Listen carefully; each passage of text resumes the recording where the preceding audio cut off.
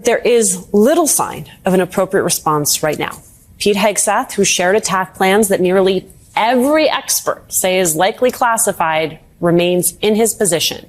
He said on Wednesday, "I know exactly what I'm doing." National Security Advisor Mike Waltz, who added Atlantic reporter Jeffrey Goldberg to that group chat, also remains at his job for now. NBC News reporting this today, quote, "A growing number of Donald Trump's allies are calling on the president to fire his national security advisor, Mike Waltz. Regardless of what happens, our adversaries, in addition to our allies, they are also watching with close interest." As reporter Noah Shackman writes in the New York Times, "If you are running the security directorate of a hostile nation, savor this moment. It has never been easier to steal secrets from the United States government. Can you even call it stealing when it's this simple?" National security strikes were being discussed on the same app that your teenage son or daughter may use to sneak out, go to a party and hook up. Let's just be real about it. That's the level that we're talking about. It's Ken Harbaugh with the MeidasTouch Network. We are not backing off this story. The Trump administration put the lives of American service members at risk with its total disregard for operational security. And now they are lying about it. The only way they'll get away with the cover-up is if we let them. And we're not going to let them. We're not going to let up on this story like we sometimes do, because lives are at stake. Buddies of mine who risk everything to defend the country and do so trusting that their lives are valued. What we saw from Pete Hegseth and his band of fools is all the proof we need that not only do they not follow the rules that everyone else in the military is bound to, but they cannot be trusted with the lives of Americans in uniform. They are not serious people. Some are still arguing that they didn't do anything wrong. It is absurd. It is infuriating, and it's going to get Americans killed. I asked Commander Bobby Jones, who led a Navy task group and, like me, had some of the highest level security clearances, to give us some context. He explains OPSEC, or operational security, why it is so important to maintain, and why the Trump National Security Team is a danger to our men and women in uniform. Hi, this is Bobby Jones for MeidasTouch Network and Valor Media. I just want to talk into a topic that is obviously dominating the current news cycle, and that is Signalgate. You may have heard the term loose lips sink ships. That's what we call operational security in action, OPSEC. But where did it come from? What are the origins of it in the American military? And why should you care? Well, I want to give you a little bit of history on that and specifically talk about the long-standing ramifications of such violations. So let's go back a little bit, really not that long ago, to the Vietnam War. Vietnam is the first time that American forces actually used the term operational security, or OPSEC for short. The thing about it is, operational security, OPSEC, has been used by many nations for hundreds of years, predating the United States of America. Famously, loose lips sink ships was a very popular term to use in World War II to convey the seriousness of hiding critical operations. And that's what OPSEC is in a nutshell. Operational security is denying enemy forces any information that can be put together to possibly figure out future military action. That's simple. All the fancy terms you hear is just, hey, basically, don't snitch on what's about to happen. Okay. So World War II, Revolutionary War, Civil War, you see all sorts of spy games that were actually conducted by forces to get the upper hand. Why? Because at the end of the day, technology, tactics, and even strategies change. But the most critical piece of real-time military information is always information. Always has been, always will be, no matter what. So that being said, in Vietnam, it seemed like America had forgotten a lot of the lessons learned from World War II, right? The Viet Cong was able to stay a step ahead of American forces, sometimes leading America into ambushes all throughout the battle space.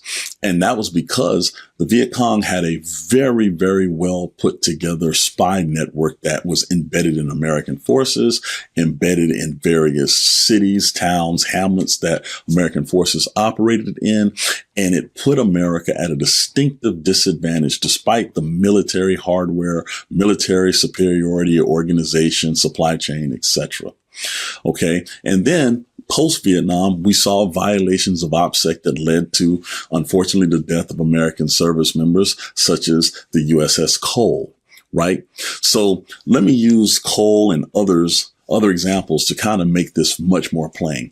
USS Cole being a U.S. Navy warship, there are things that you have to have when a ship pulls in and things that a ship takes on board before it pulls out. Well, the operational schedule was leaked in 2000 about the Cole. So enemy forces knew the Cole was going to be there, did not have the adequate security to repel attacks, and unfortunately, sailors lost their lives. If you know that a ship is pulling into a port, you can kind of get a good idea of what's being set up, who's hanging around the pier, what type of things are going to be brought on. These are what we call breadcrumbs that lead to bigger operational revelations.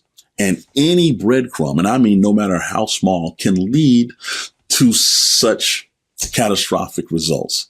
So if you take into account what happened here this past week with the national security team, to include the Secretary of Defense, the National Security Advisor, the Director of National Intelligence, the Vice President of the United States, senior CIA officials, all of these people conversing about, quite simply, time, place, method, those three things in real time, and then giving battle damage assessment.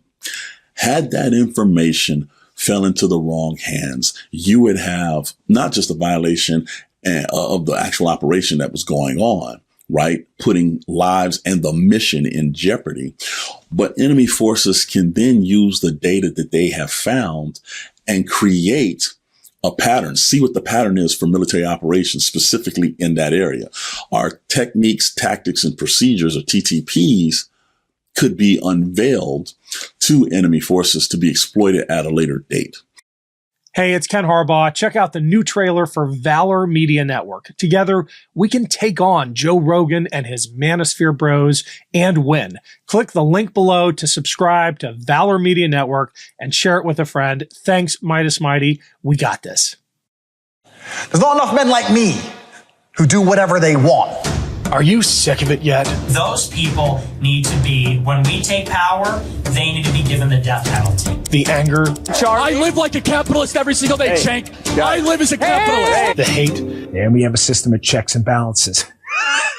That's a good one. That's really funny. We do? The idea that to be a man, you have to be a bully. Fuck you! We should be better than this. Females don't have independent thought. They don't come up with anything. Our kids deserve better than this. It's like women want equal rights when it's convenient, but then they still want the door open for them. So help us change it. Subscribe to Valor Media Network, where you can find shows on sports, men's health, and patriotism without the resentment and division.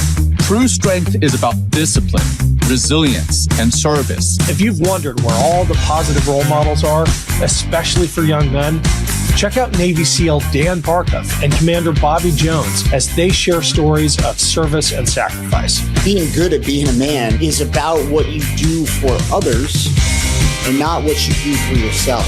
Listen to Jason Kander and co-hosts Ravi Gupta and Adisu Demisi give you the inside track on the politics of sports. I just want to take back what I said about the Bills. No, because in all honesty, your team seems to have gotten the vaccination thing right. Okay. My team seems to be struggling with it. These shows and many more from Valor Media Network prove that you don't have to be an asshole to connect with young men today. Subscribe to Valor Media Network today. Right now, everybody is trying to politicize this, and you can go and talk to anybody about the spin of this. But let me put this in more realistic perspective. If you are in the United States military, you go through training constantly about operational security. I mean, to the point where if you are a force that's about to deploy, you can't really tell your family where you're going. You can't tell your family how long you're going. And even when they find out where you're going, they're not supposed to say anything, right? These are done because we understand in the 21st century, communications are constantly monitored. You have what we call human intelligence or HUMINT. You have signal intelligence, SIGINT. You have all of these various ways that opposing forces can cobble together pieces, cobble together information, create a picture that you may not realize the enemy has. And when they understand what you're trying to do strategically, and then can match it with the tactical level where, you're on the ground shooting pew, pew, pew. That is a very dangerous combination because not only will it compromise the mission, but they can set you up to be ambushed. There's time and time again, going all the way back to the Trojan War and the Trojan horse. These violations of operational security or opsec have led to the loss of wars, have led to the loss of life, and have shaped human history. Another great example of that is when the Japanese code was broken during World War II. Okay. That code being broke in the Pacific War allowed the United States to anticipate Japanese attacks and completely change the course of the war and the course of history. So let's come back to 2025. Right now, you have the Secretary of Defense, the National Security Advisor, the Vice President of the United States, the the Director of National Intelligence. All of these people were getting real-time information and accidentally added a journalist. Now, as boneheaded as that seems, and it is, think about this. We don't know how long that type of communication was going on at that higher level. National security strikes were being discussed on the same app that your teenage son or daughter may use to sneak out, go to a party and hook up. Let's just be real about it. That's the level that we're talking about. That should terrify everybody.